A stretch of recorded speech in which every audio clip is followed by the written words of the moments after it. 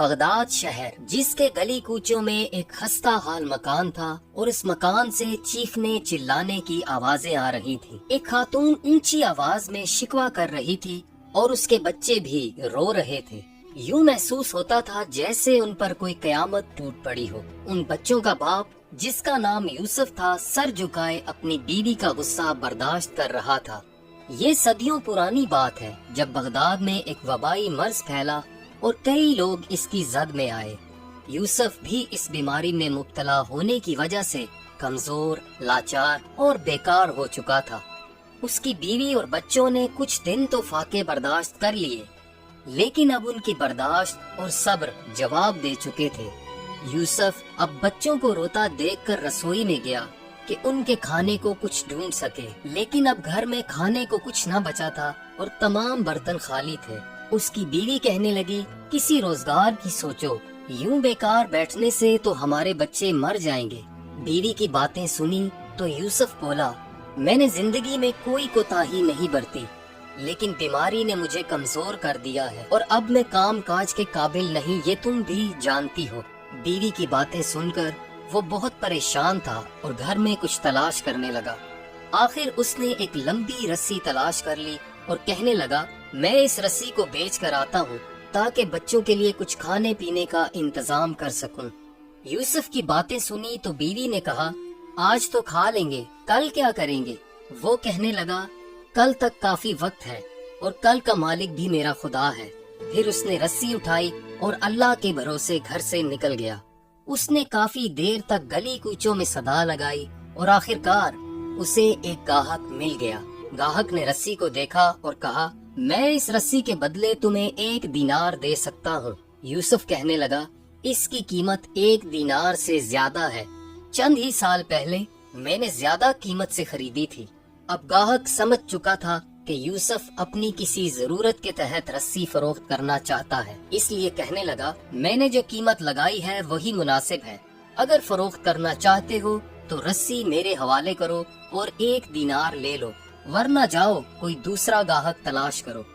मरता क्या न करता। यूसुफ ने मजबूरन मंजूर कर लिया और रस्सी 1 दीनार में फरोख्त कर दी। वो रकम लेकर खुशी खुशी घर की तरफ रवाना हो गया ताकि बीवी बच्चों के लिए कुछ खाने पीने का सामान खरीद सके। अचानक उसने रास्ते में 2 लोगों को देखा जो आपस में लड़ झगड़ रहे थे। यूसुफ आगे बढ़ा ताकि देख सके कि मामला क्या है। जब वो करीब पहुंचा तो देखा कि एक नौजवान ने बूढ़े का गला पकड़ रखा है और उसे अपने हमरा ले जाना चाहता है और वो बूढ़ा अपनी जान छुड़ाने के लिए हाथ पैर मार रहा था। यूसुफ ने उस जवान से कहा, ऐ जवान, ये बुजुर्ग तुम्हारे बाप की जगह है, इससे ऐसा बुरा सलूक क्यों कर रहे हो? बूढ़ा उस जवान के हाथों मजबूर और परेशान था। कहने लगा, 1 दिरहम की खातिर, सिर्फ 1 दिरहम की खातिर ये शख्स मुझे काजी की अदालत में ले जाना चाहता है ताकि मुझे कैद खाने भिजवा सके। अब तुम बताओ, क्या अल्लाह ताला को ये बात पसंद होगी कि मैं इस शहर में कई सालों से इज्जत की जिंदगी बसर कर रहा हूँ, लेकिन एक मामूली सी रकम के लिए कैद खाने चला जाऊँ? यूसुफ ने उस बुजुर्ग की बातें सुनी तो सोचने लगा, क्या ऐसा भी हो सकता है कि कोई शख्स मुझसे भी ज्यादा जरूरतमंद हो? अगर ये बूढ़ा कैद खाने चला गया तो इसकी बीवी और बच्चों का खर्च कौन देगा? ये सोचते ही उसने अपनी जेब से 1 दीनार निकाला और जवान को देते हुए कहा, ये लो जवान, ये रहा 1 दीनार और इस बूढ़े को छोड़ दो ताकि ये अपने घर वालों से मिल सके। जब नौजवान वहाँ से रुखसत हुआ तो बुजुर्ग भी संभल गया और यूसुफ को हाथ उठाकर दुआएं देने लगा, तुम्हें अल्लाह इसका 100 गुना अजर दे। बुजुर्ग की दुआएं सुनते सुनते यूसुफ भी वहाँ से घर की तरफ चलने लगा। चलते चलते यूसुफ अब ये सोचने लगा कि मजबूरन मुझे खाली हाथ घर लौटना होगा, लेकिन वो दिल ही दिल में मुतमईन भी था कि उसने गुर्बत के बावजूद एक नेकी का काम किया है। यही सोचते सोचते यूसुफ घर पहुंच चुका था। जब बीवी ने देखा कि वो खामोश और सर झुकाए खड़ा है तो समझ गई कि ये हमारे खाने पीने के लिए कुछ नहीं कर सका, बल्कि वो रस्सी जो घर से लेकर गया था उससे भी हाथ धो बैठा है। वो पूछने लगी, क्या हुआ, तुम खाली हाथ क्यों हो और रस्सी का क्या हुआ? یوسف نے تمام ماجرا بیوی سے بیان کیا تو وہ کہنے لگی، واقعی تم نے عمدہ کام کیا ہے اور ایک بوڑھے کو قید خانے سے نجات دلائی ہے، لیکن تمہیں معلوم ہونا چاہیے کہ جو چراغ گھر کی روشنی کے لیے ہوتا ہے اسے مسجد میں لے جانا جائز نہیں۔ اب اپنے بچوں کو کس طرح بہلاؤ گے، کہاں سے کھلاؤ گے، اور اس شہر سے کون یہاں آئے گا تاکہ ہمارے بچوں کا پیٹ بھرے؟ وہ کہنے لگا، تم درست کہتی ہو، میں تمہاری باتیں تسلیم کرتا ہوں، لیکن وہ بوڑھا ہم سے زیادہ مصیبت کا مارا تھا، اب جو ہونا تھا وہ تو ہو چکا، تمہارے رونے دھونے سے ہمارا 1 دینار واپس نہیں آ سکتا، اس لیے ان باتوں کو چھوڑو اور آئندہ کے لیے سوچو کہ اب کیا کریں، شاید کوئی دوسرا راستہ نکل آئے۔ وہ جانتا تھا کہ اس کی بیوی کی باتیں کڑوی ضرور ہیں لیکن درست ہیں، اس لیے سوچنے لگا کہ کیا کرے اور کیا نہ کرے۔ اچانک اس کے دل میں کوئی خیال آیا اور اپنی جگہ سے اٹھ کر دوبارہ گھر کے ٹوٹے پھوٹے سامان کو دیکھنے لگا۔ وہ کبھی ادھر کبھی ادھر پھرا لیکن اسے کوئی قابل فروخت چیز نظر نہ آئی، اس لیے پریشان اور نا امید ہو کر اپنی جگہ پر کھڑا ہو گیا۔ اچانک اسے ایک پرانا بستر نظر آیا جو بچوں کے بچھونے کے لیے استعمال ہوتا تھا۔ اس نے اپنی بیوی سے کہا، میں اسی بستر کی تلاش میں تھا، مجھے اجازت دو تاکہ میں اسے بیچ سکوں۔ بیوی نے کہا، بچے بھوکے ہیں لیکن تم اس پرانے بستر سے بھی انہیں محروم کرنا چاہتے ہو؟ یوسف نے کہا، اچھا ہوا کہ تم نے خود کہہ دیا کہ بچے بھوکے ہیں، اس لیے اہم بات یہ ہے کہ ان کے کھانے پینے کا انتظام کیا جائے، پرانے بستر کے ہونے نہ ہونے سے کیا فرق پڑے گا۔ اس کی بیوی نے جب دیکھا کہ اس کی نظر میں اس بستر کے سوا اور کوئی چیز نہیں ہے تو آنسو بہانے لگی اور فریاد کرتے ہوئے بچوں کو بستر سے اٹھایا اور اپنے خاوند سے کہنے لگی، لپیٹ لو اسے، بیچ ڈالو، صرف اتنا یاد رکھنا کہ اسے سستے داموں نہ بیچنا تاکہ چند دن ہمارے بچوں کا پیٹ تو بھر سکے۔ یوسف کے پاس کہنے کے لیے اب کوئی بات نہ تھی، اس لیے اس نے اپنا سر اٹھایا، بستر کو لپیٹ کر کندھے پر رکھا اور گھر سے باہر نکل گیا۔ وہ چلتا رہا اور چلتا رہا اور آخرکار شہر کے اس میدان میں پہنچ گیا جہاں کئی قسم کی نئی اور پرانی چیزوں کی خرید و فروخت ہوتی تھی۔ یوسف نے بستر کو فروخت کرنے کے لیے جب آوازیں لگائی تو چند ہی خریدار اس کی طرف بڑھے۔ انہوں نے بستر کو الٹ پلٹ کر دیکھا اور اس میں 100 طرح کے عیب نکالے اور آگے بڑھ گئے۔ آخرکار ایک ایسا خریدار آ نکلا جس کو وہ بستر پسند آ گیا۔ اس نے اس بستر کی قیمت دریافت کی۔ یوسف کہنے لگا، 10 دینار۔ خریدار کو اس بستر کی مطلقاً کوئی ضرورت نہ تھی، اور جب اس نے 10 دینار کا نام سنا تو کہنے لگا، اس پھٹے پرانے بستر کے لیے ایسا کون شخص ہوگا جو 10 دینار ضائع کرے گا؟ یہ کہنے کے بعد وہ خریدار آگے بڑھ گیا اور یوسف سے دور ہونے لگا، لیکن وہ بھی اس کے تعاقب میں لپکا اور اس کا ہاتھ پکڑ کر کہنے لگا، جناب ایسا ظلم نہ کریں، میں اپنی ضرورت کی وجہ سے اس بستر کو اس سے بھی کم قیمت پر فروخت کر دوں گا۔ آخرکار اس نے یہ بستر 3 دینار میں فروخت کیا اور رقم لے کر گھر کی طرف روانہ ہوا۔ وہ راستے میں سوچنے لگا کہ اپنے بچوں کے لیے کیا خریدے تاکہ وہ خوش بھی ہو جائے اور ان کا پیٹ بھی بھر جائے۔ اتنے میں اسے ایک بڑھیا کے رونے کی آوازیں سنائی دی۔ وہ وہیں اپنی جگہ پر کھڑا ہو گیا۔ اس بڑھیا نے اپنے جوان بیٹے کا ہاتھ پکڑ رکھا تھا اور اس سے التجا کر رہی تھی کہ مجھے حکیم کے پاس لے چلو، مجھے حکیم کے پاس لے چلو، لیکن وہ نوجوان اس بڑھیا سے اپنا پیچھا چھڑانا چاہتا تھا اور کہہ رہا تھا، اماں جان مجھے جانے دیں، میں آپ کے علاج کے لیے رقم کہاں سے لاؤں؟ یوسف نے جب ان ماں بیٹے کا ماجرا دیکھا تو آگے بڑھا اور ان کے جھگڑے کا سبب پوچھا۔ بڑھیا نے کہا، میں نے اپنے اس بیٹے کی تعلیم اور پرورش میں کئی سال بسر کیے ہیں، لیکن اب جب کہ میں بیمار ہوں تو یہ مجھے حکیم کے پاس نہیں لے جاتا۔ وہ نوجوان کہنے لگا، میں تسلیم کرتا ہوں، میری ماں نے بڑی تکلیف اٹھائی اور مجھے پالا پوسا، لیکن میں مجبور ہوں، میرے پاس اتنی رقم نہیں ہے کہ میں اپنی والدہ کو علاج کے لیے لے جا سکوں۔ یوسف نے جب یہ ماجرا دیکھا تو پریشان ہوا اور اپنا کل سرمایہ یعنی 3 دینار اپنی پھٹی پرانی چادر سے نکالے اور نوجوان کے حوالے کر دیے۔ اس نوجوان کو یوسف کی سخاوت پر یقین نہ آیا، اس نے چاہا کہ اس کے قدموں پر گر پڑے، لیکن یوسف نے اسے ایسا کرنے سے روک دیا اور کہنے لگا، میرے پیارے، اپنی ضرورت پوری کرو اور والدہ کی خدمت کرو۔ یہ کہنے کے بعد وہ دونوں ماں بیٹا وہاں سے چل پڑے اور یوسف دوبارہ اسی طرح طرح کے خیالات میں ڈوب گیا۔ وہ اسی طرح حیران و پریشان کھڑا تھا اور ادھر ادھر دیکھ رہا تھا۔ جب کافی دیر کے بعد سنبھلا تو گھر کی طرف چل پڑا، لیکن بھوک اور فاقہ کشی سے چلنے کی ہمت بھی نہ تھی۔ وہ اس حالت میں بھی گھر جانے پر مجبور تھا، اس لیے گرتا پڑتا گھر پہنچا اور دروازے پر دستک دی۔ اس کی بیوی اور بچے انتظار میں تھے، اس لیے بیوی نے فوراً دروازہ کھولا اور اس کے چہرے پر خوشی نمایاں تھی، لیکن اپنے خاوند کے لٹکے ہوئے چہرے کو دیکھ کر اس کی یہ خوشی جاتی رہی۔ بیوی کہنے لگی، اے مرد، تو نے کیا کیا؟ تم پھر خالی ہاتھ لوٹے ہو۔ بیوی کو غصے میں دیکھا تو یوسف نے تمام ماجرا بیان کر دیا۔ جب تمام قصہ سنا تو بیوی کہنے لگی، تمہیں پھر دوسروں کی محبت اور دوستی نے دھوکہ دیا ہے۔ معلوم نہیں تم اپنے بچوں سے ایسی محبت کا برتاؤ کیوں نہیں کرتے؟ اب تم خود ہی بتاؤ، ہم کیا کریں، کہاں جائیں؟ اب میرے بچوں میں زیادہ دیر تک بھوک کی شدت برداشت کرنے کی ہمت نہیں ہے، اور شاید ان کی موت بھی اسی فاقہ کشی کی وجہ سے ہوگی۔ یوسف میں اب بیوی کو دیکھنے کی ہمت بھی نہ تھی۔ وہ کہنے لگا، اللہ تعالیٰ بزرگ و برتر ہے، اگر تم بھی اس بڑھیا کے نالے سنتی تو وہی کرتی جو میں نے کیا، لیکن تسلی رکھو، خدا کوئی نہ کوئی راستہ ضرور نکالے گا۔ اگر اس مرتبہ میں کوئی چیز لے گیا تو اسے بیچنے کی بجائے گروی رکھوں گا، تاکہ اس چیز سے ہمیں ہاتھ نہ دھونے پڑے۔ بیوی کہنے لگی، کیا تمہارے گھر میں کوئی چیز بچی بھی ہے جسے گروی رکھ سکو گے؟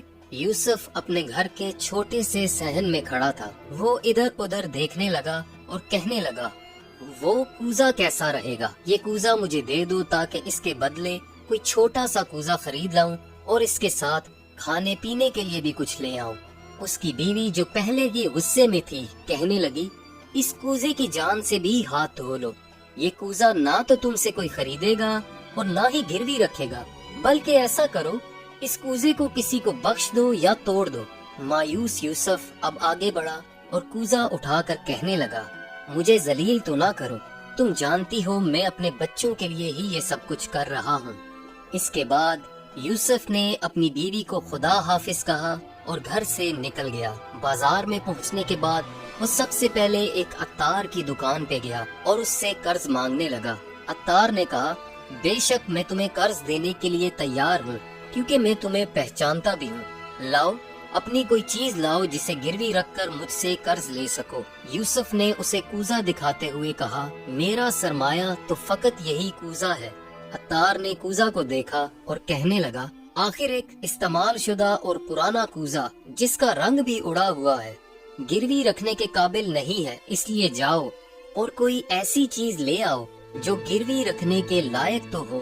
اس کے بعد یوسف اس عطار کی دکان سے باہر نکلا اور دوسری دکانوں کا رخ کیا، لیکن اس کی تمام کوششیں ناکام ہوئی، کیونکہ کوزہ بہت پرانا تھا اور کوئی بھی اسے اس کوزہ کے بدلے قرض دینے پر آمادہ نہ ہوا۔ سورج ڈوبنے کے قریب تھا اور اندھیرا چھانے والا تھا۔ یوسف کے دل میں نا امیدی کی کیفیت طاری تھی۔ وہ خود سے کہنے لگا، شاید میں نے اپنی بیوی سے وعدہ کر کے غلطی کر دی ہے، اس کوزہ کو کوئی بھی گروی نہیں رکھے گا، مجھے لگتا ہے اب اسے بیچ ہی دینا چاہیے۔ اس نے ارادہ کیا اور واپس پلٹا اور خریداروں کو بلانے اور کوزہ فروخت کرنے کی آوازیں لگاتا رہا، اس لیے کہ یہی کوزہ اس کی آخری امید تھی اور اس کی خواہش تھی کہ اسے ہر قیمت پر فروخت کرے تاکہ اس کے بیوی بچے کم از کم ایک وقت کے کھانے سے محروم نہ رہیں۔